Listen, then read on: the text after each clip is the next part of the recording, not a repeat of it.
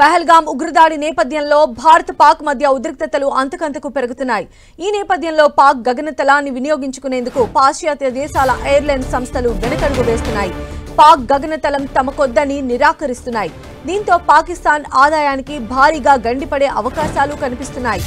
పాక్ గగనతలం పాశ్చాత్య దేశాలు వినియోగించుకోకపోతే వివిధ దేశాల మధ్య రాకపోకలు కూడా కాస్త క్లిష్టతరం కానున్నాయి. భారత్ పాక్ ఉద్రిక్తతల దృష్ట్యా 2 రోజుల నుంచి British, Switzerland, France, Italy, Poland దేశాలకు చెందిన పలు విమానయాన సంస్థలు పాక్ గగనతలాన్ని స్వచ్ఛందంగా నిరాకరించినట్లు తెలుస్తోంది. మరోవైపు భారత్కు చెందిన విమానాలకు పాక్ గగనతలం మూసివేయడంతో కేవలం ఎయిర్ ఇండియాకే ఏడాదికి 5,000 కోట్ల మేర నష్టం వాటిల్లనుంది. ఈ మేరకు గురువారమే ఎయిర్ ఇండియా ఓ ప్రకటన విడుదల చేసింది. అయితే పాక్ ఆదాయానికి కూడా అంతే స్థాయిలో గండిపడనుంది. వివిధ దేశాల విమానయాన సంస్థల నుంచి వచ్చే ఫీజులు కూడా తగ్గి పాక్ ప్రతి నెల $1 మిలియన్ కోల్పోనుందని నివేదికల ద్వారా తెలుస్తోంది. 2019 ఫిబ్రవరిలో పాక్ ఆక్రమిత కాశ్మీర్లో వైమానిక దాడి అనంతరం విమానయాన సంస్థలకు గగనతలాన్ని మూసివేశాయి.